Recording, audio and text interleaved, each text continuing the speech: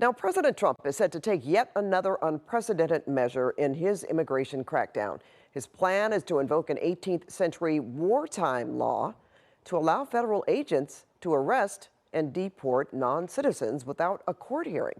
KCAL News political reporter Tom Waite, you're here to explain what this law, when it was last used, I've never heard of it, Yeah. what it could mean for the local immigrant community. Well, and Pat, it's been decades since it's been used, but this is something that President Trump promised he would invoke when he was on the campaign trail. So if President Trump is successful, this will be the first time this wartime act has been used since World War II, when tens of thousands of people of Japanese descent were incarcerated.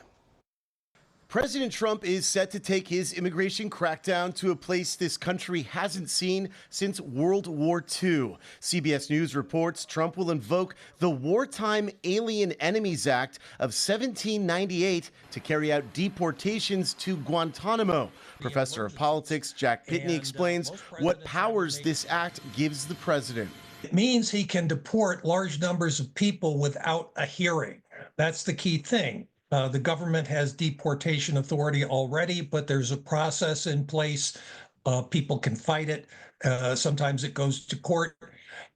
This is pretty arbitrary. Trump says he plans to use the law against organized foreign cartels and gang members claiming they are at war with America. The Wartime Enemies Act was last used during World War II, and after Japan bombed Pearl Harbor, people of Japanese descent in the U.S. were rounded up and incarcerated in internment camps. It was part of the action against Japanese Americans. Non-citizen Japanese Americans were affected by it.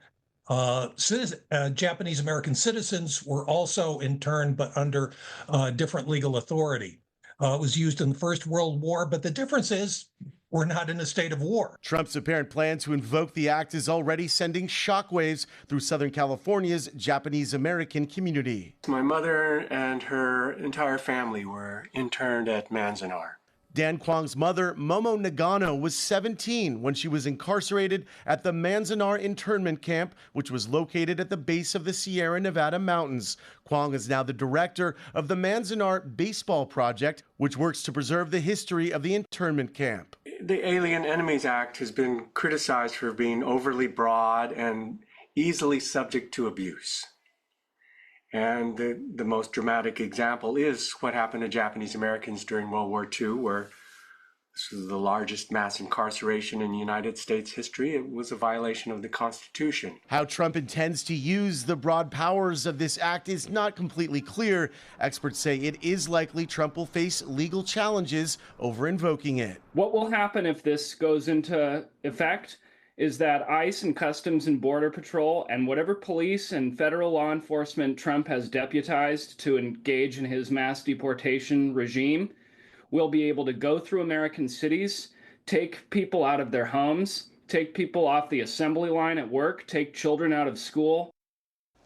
The announcement is expected as soon as tomorrow. CBS News reached out to representatives of the White House and the Department of Homeland Security for comment and have not heard back. Pat. All right. Thank you, Tom. We'll be following up on that.